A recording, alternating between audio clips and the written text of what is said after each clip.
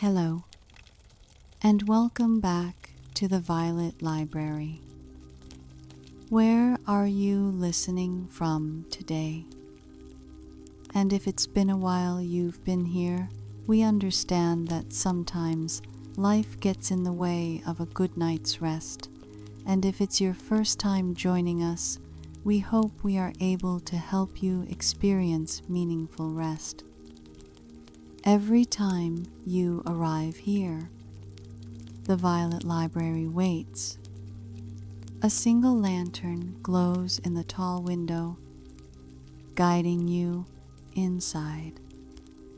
The heavy oak doors swing open without a sound, and suddenly the noise of the world fades away.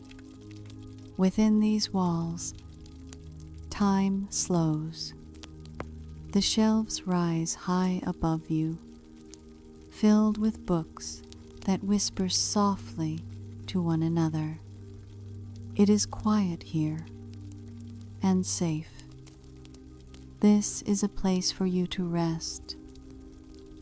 Take a slow, gentle breath. Inhale deeply and let it out with ease. Do it again. In and out. With each breath, imagine setting down the weight of the day. The niggling worries, set them down as if you've been carrying too many bags, and now at last you can let them go. Notice the chair beneath you, the soft, large cushion, the warmth of the soft lamplight. The library holds you like an old friend. Here, you do not need to do anything or be anyone. You are safe. As you breathe, you may find your body softening. Your shoulders drop a little. Your jaw loosens. Even your hands, which have worked so hard today, begin to relax. Thoughts may still come. Worries may hover, but they don't need to stay. You can let them float away like leaves drifting down a quiet stream. The Violet Library waits for you patiently, inviting you deeper into stillness. There is no rush, no expectation, just peace. Allow yourself to feel gratitude for this moment, for the simple gift of being alive, for the shelter of your room, for the chance to rest. Know that you deserve this. We all do. And now, as you breathe a little easier, imagine yourself walking further inside the library. The shelves glow softly in the golden light, and one book seems to shine brighter than the rest. It has been waiting for you. Tonight, that book will open, and its story will become your dream. It is my greatest pleasure to craft a tale to guide you into the gentlest of dreams. Let us journey together to a world of quiet magic and soft footsteps, to a place where stories breathe and sleep is the greatest treasure of all. Here is the Lost Library of Avalon. The evening had settled over the village of Willowvale like a soft gray-blue blanket, embroidered with the first shy stars. From the open window of his small stone-built cottage, Elian could smell the damp, rich earth of his garden and the sweet perfume of the night-blooming jasmine that clung to his doorframe. He was a cartographer by trade, but his true calling, his quiet obsession, was the collection and mending of old, forgotten books. His home was a labyrinth of towering shelves, each one bending under the weight of leather-bound volumes, scrolls of faded parchment, and stacks of maps so old they threatened to crumble to dust at a touch. The only light came from a single, large brass lamp that hung from a low beam, its warm, golden glow pushing back the encroaching darkness and setting the polished wood and leather in the room aglow with a sleepy radiance. It was in this pool of light that Elian worked, his hands, stained with ink and careful from years of delicate work, gently reinforcing the spine of a book of local folklore with strips of clean linen. The only sounds were the gentle crackle of the small fire in the hearth, the soft scratch of his brush, and the distant, rhythmic hoot of an owl in the ancient oak that stood sentinel by his gate. It was as he reached for his pot of binding glue that he noticed it, a detail he had missed 100 times before. The book he was mending, a heavy tome titled A Compendium of Vale Myths and Legends, had a cover of worn, midnight blue leather that was unusually thick. Running his fingers over its surface, he felt not the smooth grain of the hide, but a subtle, almost imperceptible ridge along the lower edge. His breath caught in his throat, a tiny, hopeful sound in the quiet room. With the utmost care, he took a slender bone folder from his toolkit and began to work at the edge. It was not a solid block of leather, as he had always assumed, but a cleverly constructed panel that, with a gentle, persuasive pressure, lifted away. Beneath it, nestled into a cavity carved into the board of the cover itself, was a key.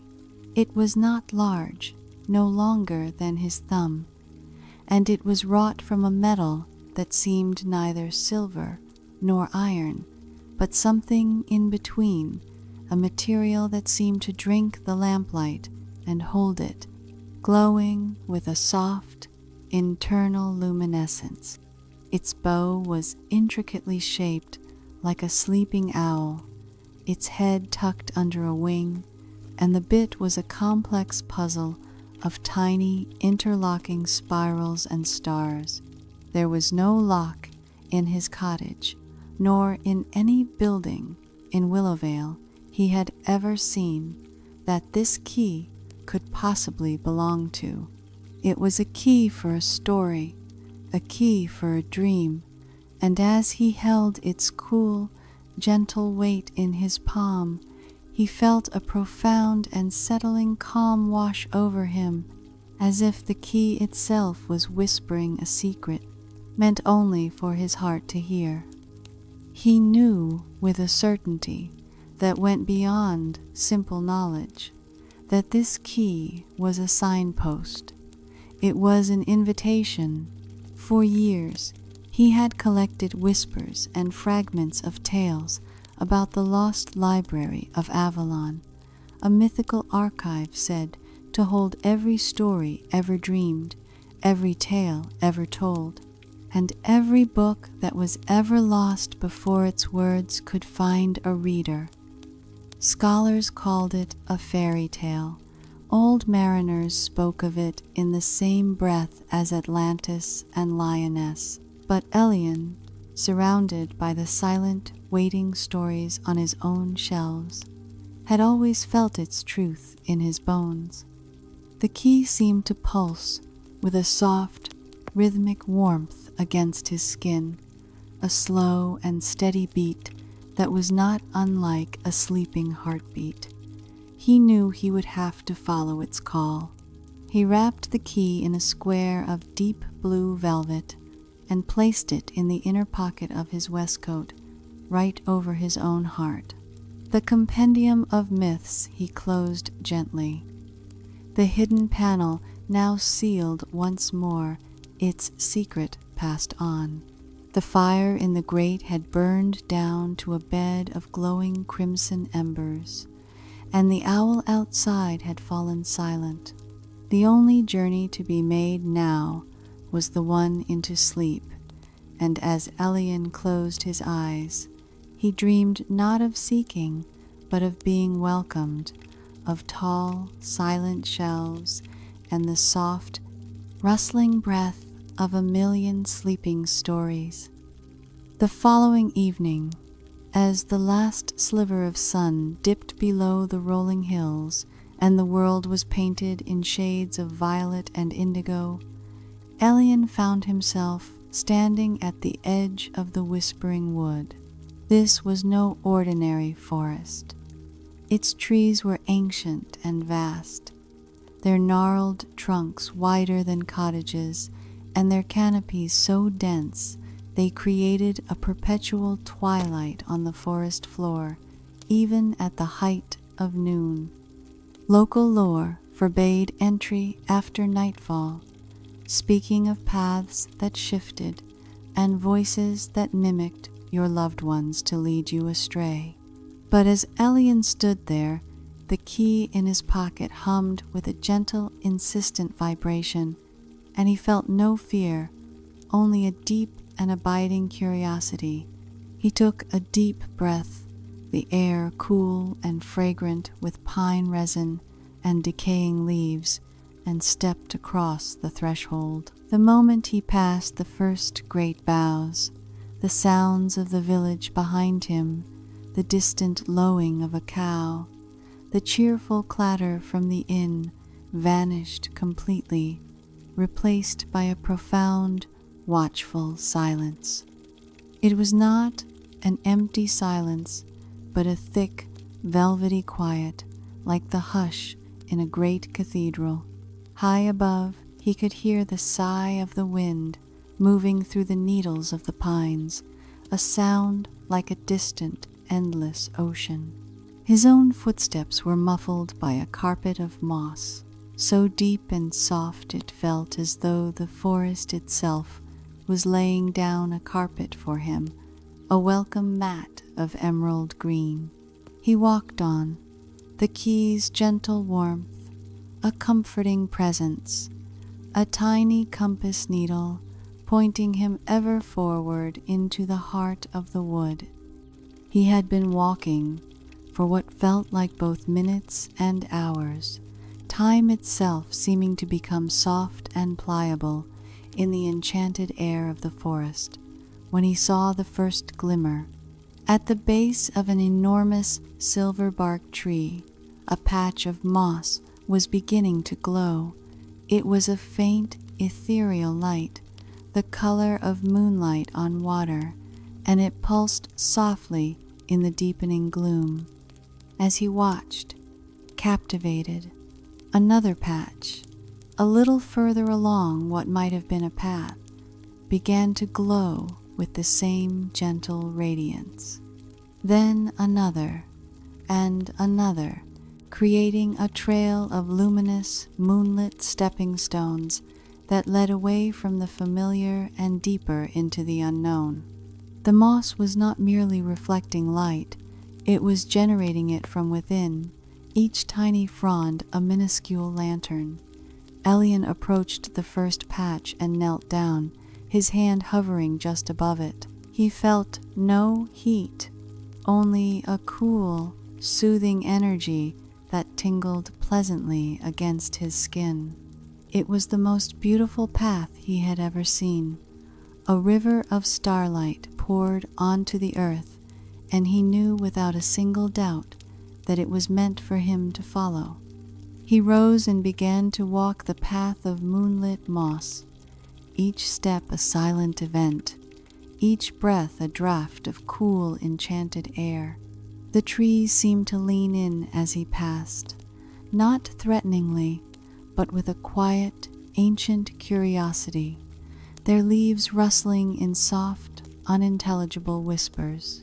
He felt a profound sense of peace, a feeling that he was not an intruder in this sacred space, but a long-expected guest finally arriving home after a very long journey. The fear and uncertainty that might have plagued another traveler were entirely absent, replaced by a drowsy, comfortable wonder, as if he were walking through the most vivid and pleasant of dreams. The path wound on, leading him past clearings where ghostly, white flowers bloomed, their petals closed for the night, but still emitting a soft, pearlescent glow. He crossed a small stone bridge that arched over a stream, which flowed not with water, but with what looked like liquid silver, its surface shimmering and swirling with patterns that told old, flowing stories of the mountain from which it came. The air grew cooler, and a gentle, misty haze began to coil around the roots of the trees, but the path of moss remained bright and clear, an unwavering guide. He was not tired, though he knew he had walked far. Instead, he felt a serene, boundless energy, as if the very air of the forest was sustaining him. Finally, the path of moss led him to a great, circular clearing. In the center stood a tree unlike any other. It was a willow, but its leaves were not green, but a shimmering, silvery gray, and they hung so still in the windless air they seemed to be made of solid moonlight. And there, sitting on a root that curled from the earth like a comfortable seat, was a figure. It was an old woman, her hair as white as the moon moss, and her robes the color of the twilight sky. In her lap she held a spindle, and she was spinning a thread that gleamed like a ray of captured starlight. She looked up as Elian approached, and her eyes were as deep and kind as the night itself. The old woman did not speak, but simply smiled, a slow, gentle curving of her lips that held the wisdom of countless turning seasons. Her hands never ceased their rhythmic, hypnotic work, the spindle twirling, the thread growing longer, a shimmering line connecting her lap to the distant heavens. Elian found he was not afraid. He felt he should bow or offer a greeting, but no words seemed adequate in this place of deep silence and softer light. Instead, he simply stood and waited, his hands relaxed at his sides, his breathing slow and even. After a long, comfortable moment, the woman's gaze drifted from his face to the pocket of his waistcoat. The key there pulsed warmly in response, a silent conversation passing between the object and its guardian. She gave a slow, approving nod, and then her eyes, those deep, star-filled pools, returned to his. She lifted one hand from her spinning, not in a gesture of warning or command, but in an open-handed invitation to sit on the soft, mossy ground before her.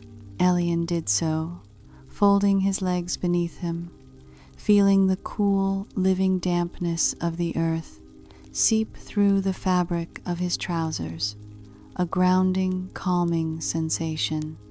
The mist curled gently around them, and the silver leaves of the great willow above seemed to chime softly, a sound like faraway bells made of glass and wind, a melody that had no tune but was profoundly soothing to the soul.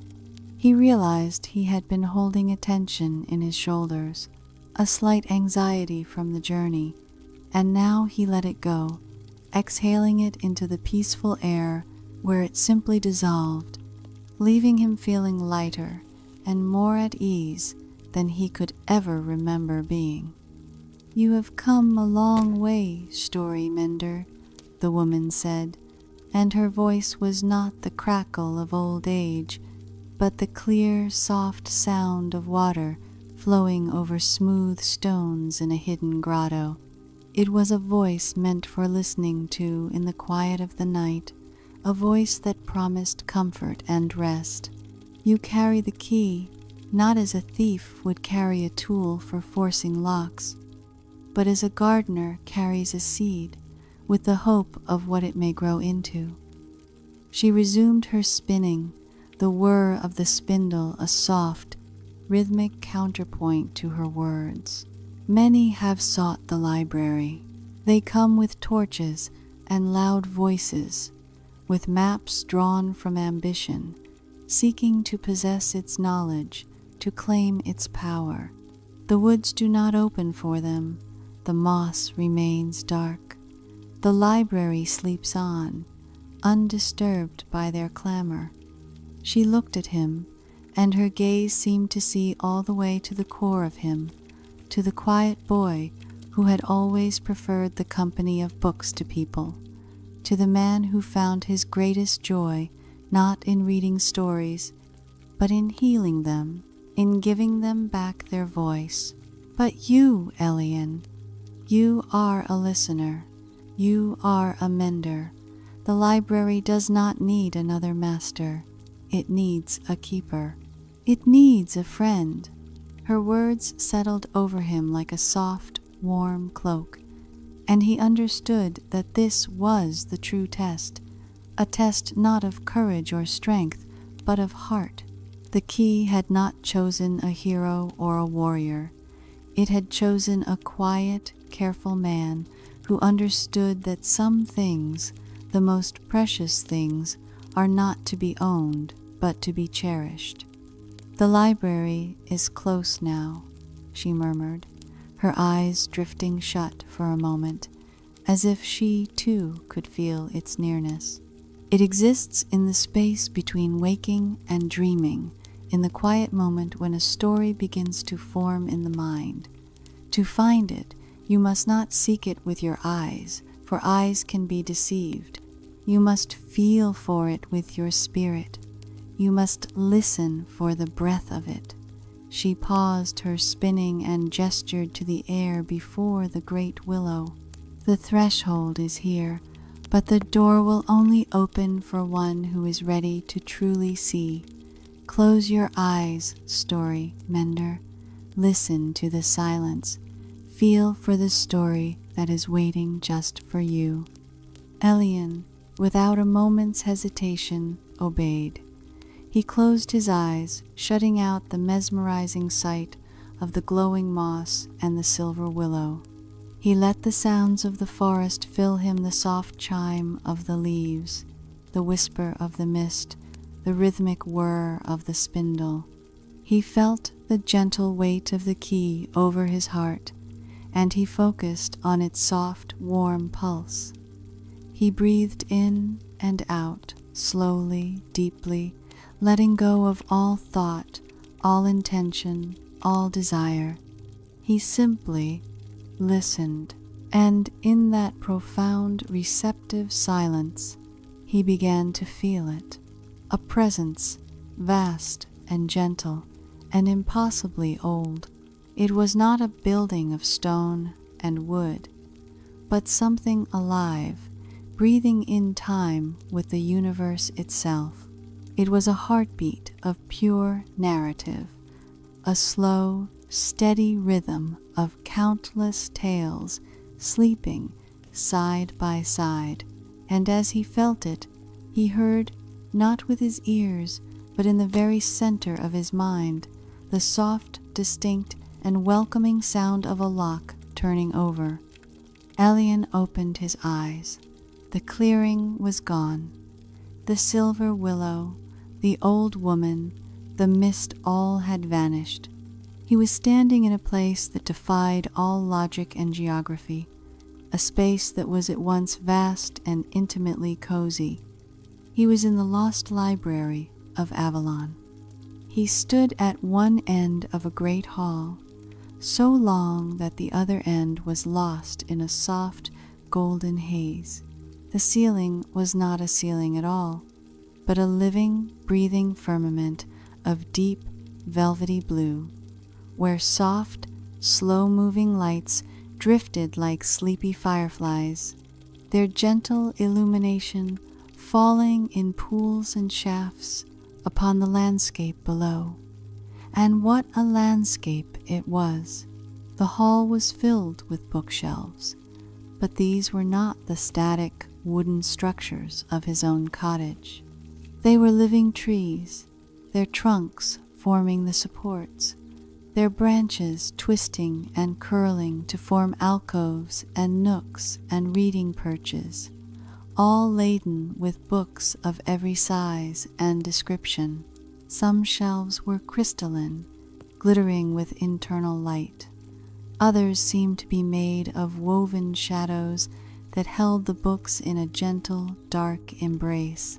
Ladders of polished, dark wood leaned against the shelves, and soft, circular rugs that looked like they had been woven from cloud stuff were scattered across the floor, which was a mosaic of smooth, dark river stones, cool and comforting beneath his feet. The air smelled of old paper, of dried lavender and vanilla, of clean, rain-washed stone, and something else, something indefinable, the scent of pure potential, of stories yet to be told. It was utterly silent, but it was the same deep, full silence he had felt in the forest, a silence that was not empty, but pregnant with whispered words and hushed narratives, all sleeping peacefully. He took a step forward, his footfall making no sound, and as he did, the nearest shelf, one made of a warm, honey-colored wood, seemed to sigh softly, and a book with a cover of emerald green leather edged in silver glowed gently as if in welcome. This was a place of rest, for stories and for souls alike. He began to walk slowly, reverently, down the central aisle of the hall. He passed sections where the books were tall and thin, their spines etched with the flowing script of elven songs, and others where they were small and fat, bound in what looked like dragon scale, their titles stamped in glowing runes. There were books that floated a few inches from their shelves, held aloft by a soft, humming magic, and books that were chained gently in place, not as prisoners, but as cherished treasures that were known to wander, if not gently reminded to stay. He saw scrolls curled in crystalline cylinders that pulsed with a soft blue light, and tapestries hanging between the shelves that depicted not static images, but slowly moving, dreamlike scenes of legendary battles and quiet, pastoral moments. In one cozy nook, an armchair that looked as if it had grown from the floor itself, its cushions a deep, plush velvet, the color of a ripe plum, sat beside a small table upon which rested a single, open book. The pages turned by themselves, slowly, rhythmically, as if an invisible reader was following the tale at a perfectly relaxed and sleepy pace. The whole library was breathing, a slow, gentle in and out, and Elian felt his own breath synchronize with it, his heartbeat slowing to match the tranquil, timeless rhythm of this sacred place. He reached out a hand and let his fingertips brush against the spines of the books as he passed. They were warm, like things left in the sun, and he felt a faint, tingling sensation, a whisper of the magic and memory contained within each one. He did not pull any from the shelves. It felt like a violation, like waking a deeply sleeping child. This was not a place for frantic study or desperate searching. It was a place for being, for feeling, for knowing that every story you could ever need was here, safe and dreaming, waiting for the right moment to be found. A profound, soul-deep contentment settled over him, a feeling of homecoming so complete it brought a tear of quiet joy to his eye. This was where he belonged. After a long, timeless while of simply walking and absorbing the peaceful grandeur of the hall, he came to a place where the living shelves opened up into a wide, circular space. In the center of this space stood a pedestal carved from a single piece of milky quartz, and upon it rested the largest book Elian had ever seen. Its cover was of a dark, night sky leather, set with constellations of tiny, twinkling gems that swirled in an impossibly slow cosmic dance. This, he knew without being told, was the Libris Somnia, the Book of Dreams, the master catalog of all the stories held within the library. As he approached it, the book glowed with a soft, internal light, and its cover opened without a sound. The pages were not paper, but a material like solidified moonlight, and as they turned, words flowed across them not in ink, but in light, scripts of gold and silver that formed and dissolved, telling and retelling the summaries of countless tales. It was beautiful, but it was also humbling. To see the sheer, endless scope of human and non-human imagination laid out in this living, breathing record was to understand how small one's own story was, and yet how intrinsically a part of this great, sleeping tapestry. He stood before it for a long time, watching the stories bloom and fade on the page, a silent, celestial dance of narrative that was the most soothing thing he had ever witnessed. He felt his eyelids grow heavy, not with exhaustion, but with a blissful, overwhelming peace. The library was welcoming him, and its welcome felt like the gentlest lullaby ever sung. A soft, rustling sound, like pages turning in a gentle breeze, came from behind him. Elian turned slowly, his movements languid and peaceful in the enchanted air. There, standing by a shelf of books that seemed to be bound in the bark of birch trees, was another figure. It was a man, or something very like a man, though he was tall and slender, and his form seemed to be composed of the same soft, golden light that filled the library. He wore simple robes that shifted in color, from the deep blue of a twilight sky to the warm gray of a well-loved quilt, and his hair was a wild, soft halo of what looked like parchment scrolls and wisps of mist. His face was ageless, etched with the gentle lines of a million smiles, and his eyes held the patient, knowing calm of someone who has spent eternity in the company of the greatest stories ever told. This was Lorien, the keeper of pages, the guardian spirit of the library itself.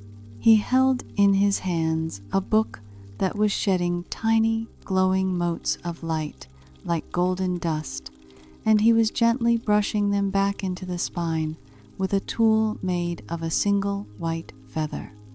He looked up as Elian turned, and his smile was like the dawn, slow and sure and full of promise. "Ah," he said, and his voice was a chorus of soft whispers, the sound of 1,000 leaves turning in the wind, the murmur of a calm sea against a shore of smooth pebbles. "The mender has arrived. We have been waiting for you." He placed the now repaired book back on its shelf, where it nestled in with a contented little sigh, its glow steadying into a soft, warm pulse. "Waiting for me?" Elian asked, his own voice a soft echo in the vast, quiet space. He felt no surprise, only a deep sense of rightness, as if a missing piece of a puzzle he hadn't known he was solving had just slotted perfectly into place. Lorien gestured for Elian to follow him, and they walked together away from the Libris Somnia, down a side aisle where the books were smaller and smelled of cinnamon and honey. "All things with a purpose find their way here eventually," Lorien explained, his light-footed steps making no sound. "Stories come when they are forgotten by the world, to sleep and be preserved.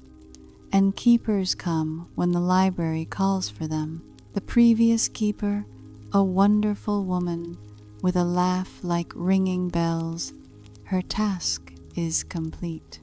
She has returned to the world of waking, to live out her days in peace, her dreams forever filled with our shelves. And now the key has chosen you." He paused by a reading nook that contained 2 deep, comfortable-looking chairs that seemed to be woven from living willow branches, and a small table upon which sat 2 porcelain cups, steam rising from them in gentle, scented curls. "Sit, Elian. Rest your feet. You have had a long journey." Elian sank into one of the chairs, and it molded to his shape perfectly, supporting him in a gentle, firm embrace. He took the offered cup. The liquid inside was pale gold and smelled of chamomile, lavender, and a hint of something magical, like starlight distilled into dew.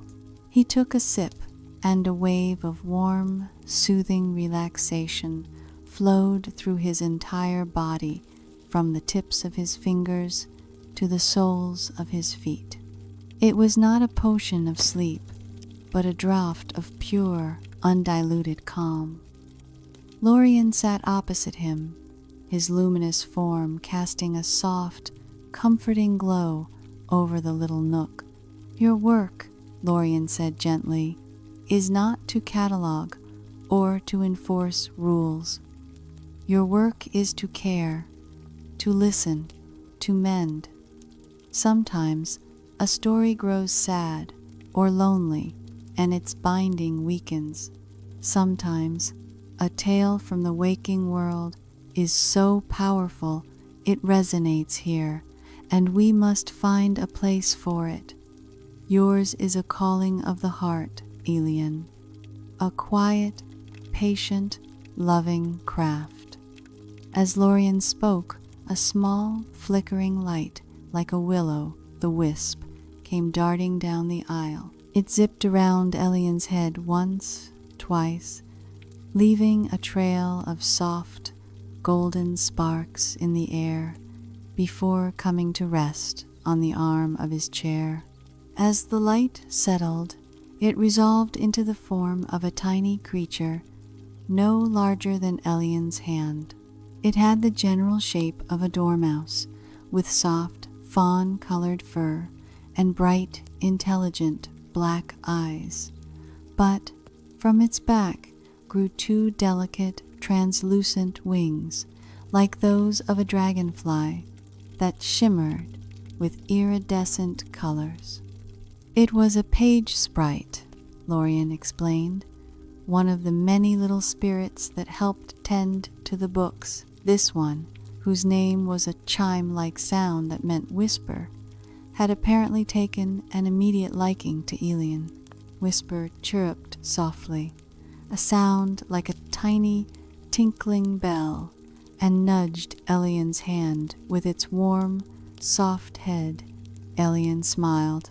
a true, unreserved smile of delight, and gently stroked the sprite's back with one finger. Its wings vibrated with a happy hum. "You see?" Lorien said, his whispery voice filled with warmth. "You are already a part of this place. The stories and their guardians know their own. Your life in the waking world has been a preparation for this. Your patience, your careful hands, your quiet heart. These are the tools of a library keeper. You are not here to conquer or to claim, alien. You are here to belong." As these words settled over him, Elian felt the last vestiges of his old life, his old worries and solitary ways, simply melt away. He had found his purpose. He took another sip of the warm, fragrant tea, watched the slow, drifting lights in the ceiling above, felt the gentle weight of Whisper the Page sprite curled contentedly in his lap, and knew, with a certainty that went deeper than bone, that he was home. After they had finished their tea, Lorien led Elian deeper into the library, to a section where the air was cooler and smelled of night-blooming flowers and clean, cold starlight.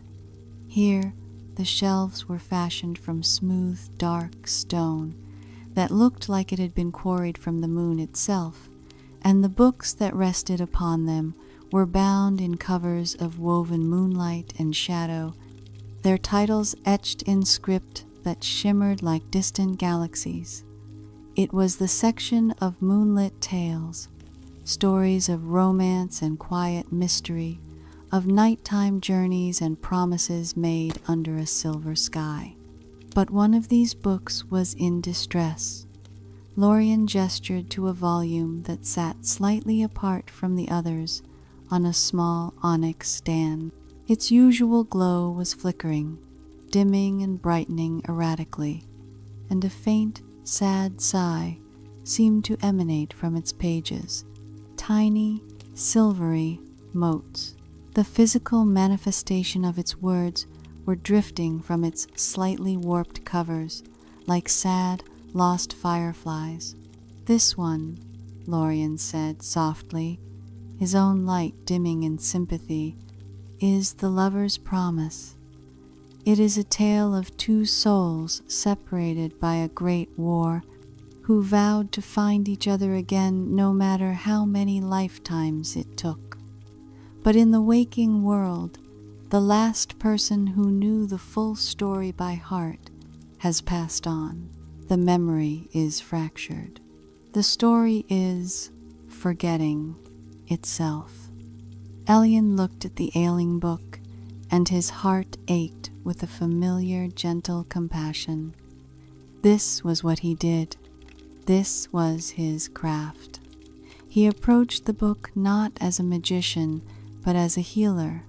He placed his hands gently on the cover, feeling the warped boards and the faint, frantic vibration of the story struggling to hold itself together. He closed his eyes and reached out with his feelings, not reading the words, but listening to the emotional core of the tale. He felt the sharp pang of parting, the weary ache of the long search, the fragile, enduring flame of hope. He understood the story's sorrow. It was afraid of being lost forever. Whisper the Page sprite, who had been riding on his shoulder, fluttered down and began to gently herd the stray silvery motes with its tiny wings, coaxing them back towards the book with soft, chiming sounds. Elian reached into the small leather pouch he always carried, which held his mending tools. He selected a needle made of a single, spun moonbeam, and a thread that was not thread at all, but a strand of concentrated starlight gifted to the library by passing comets. His work was slow, methodical, and deeply meditative. He did not force the warped covers back into shape, but applied a gentle, steady pressure, encouraging them to remember their true form. He worked along the spine, reinforcing the signatures where the pages were gathered, his stitches small and perfect, each one a tiny anchor of stability. As he worked, he didn't just mend the physical structure, he whispered to the story itself, soft, reassuring words. "You are safe," he murmured, his voice a low, soothing rhythm. "You are remembered. You are loved." The vow was kept. The lovers found each other in the end. Their story is not over. It is sleeping, here, safe with us. With each whispered word, with each tiny, precise stitch, the book's flickering glow began to steady. The sad sighs turned into soft, contented breaths. The silvery motes, now gathered by whisper, settled back into the pages, their light burning bright and clear once more. When the final stitch was in place, Elian gently smoothed his hand over the cover. The book was cool and firm beneath his touch, its light now a constant, soft silver radiance. It pulsed warmly against his palm, a silent thank you, and then fell into a deep, peaceful stillness. The mending was complete. The story was whole again, its promise preserved for all of time. Lorien, who had been watching in silent approval, placed a hand on Elian's shoulder. "You see," the keeper whispered, "this is your magic, not flashy, not loud, but deep and true. You do not rewrite stories, Elian. You help them remember who they are." A profound sense of fulfillment, quiet and warm, filled Elian's chest. This was better than any award, any bestseller list. This was peace. This was purpose. Following the successful mending of the moonlit tale, a gentle wave of contentment seemed to ripple outwards through the library. The soft lights in the ceiling above drifted a little more slowly. The colors in the tapestries grew a little richer and deeper, and the very air seemed to hum with a quiet, joyful frequency. Lorien led Elian back to the great central hall, towards the pedestal holding the Libris Somnia, the great book of dreams. "It is time," Lorien said, his whispery voice filled with a sort of reverent excitement for the library's nightly ritual, the lullaby.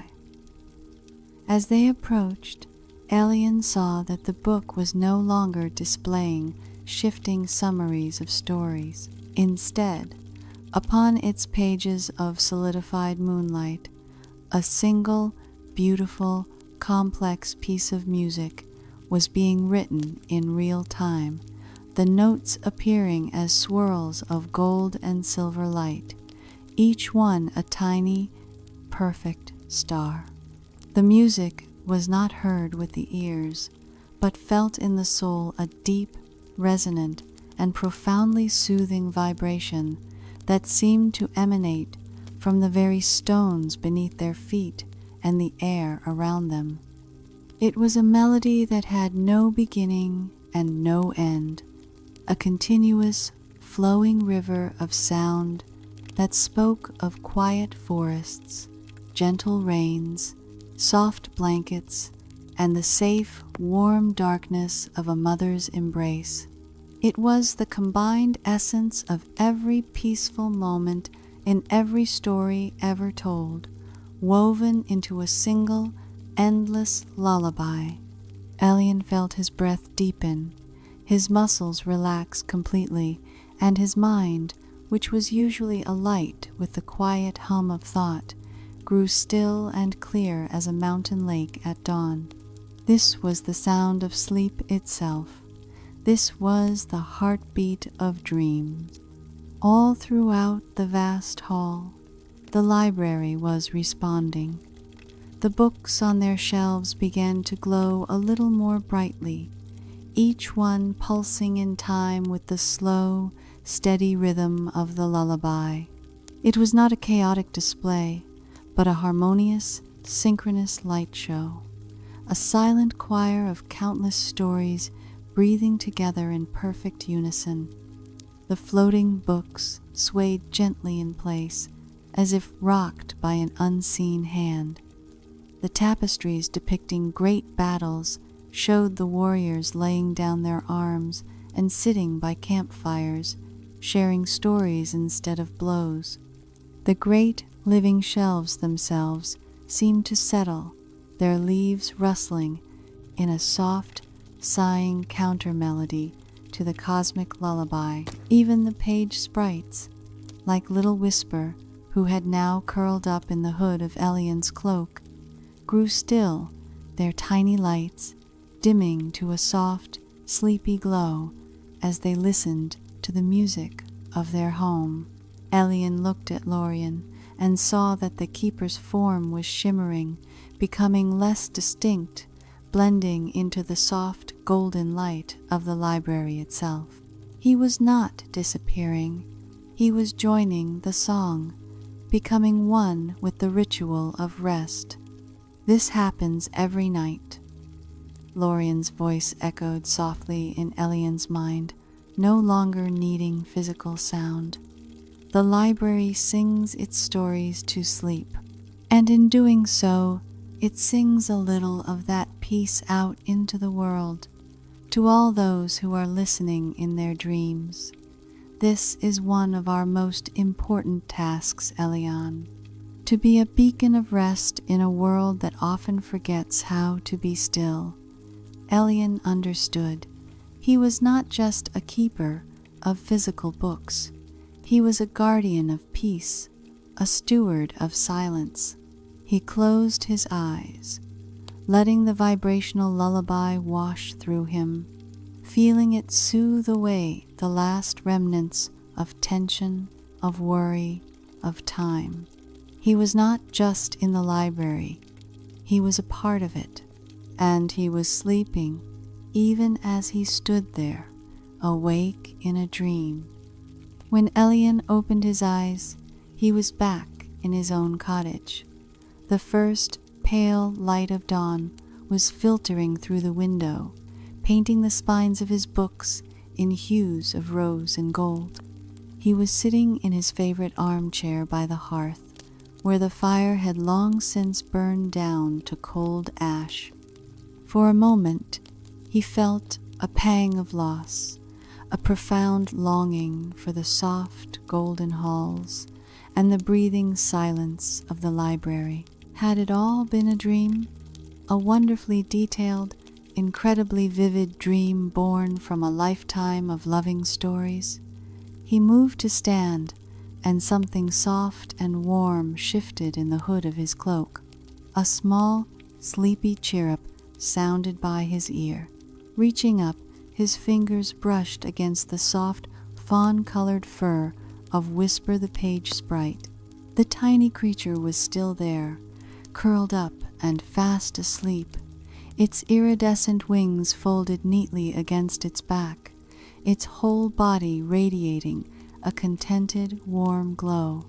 It was real. It had all been real. A slow, deep joy bloomed in Elian's chest, a quiet, steady flame that he knew would never be extinguished. He was the keeper now. He had a foot in both worlds.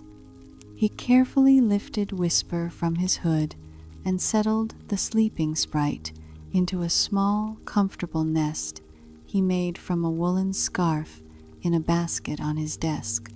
The sprite sighed in its sleep, snuggling deeper into the soft fibers.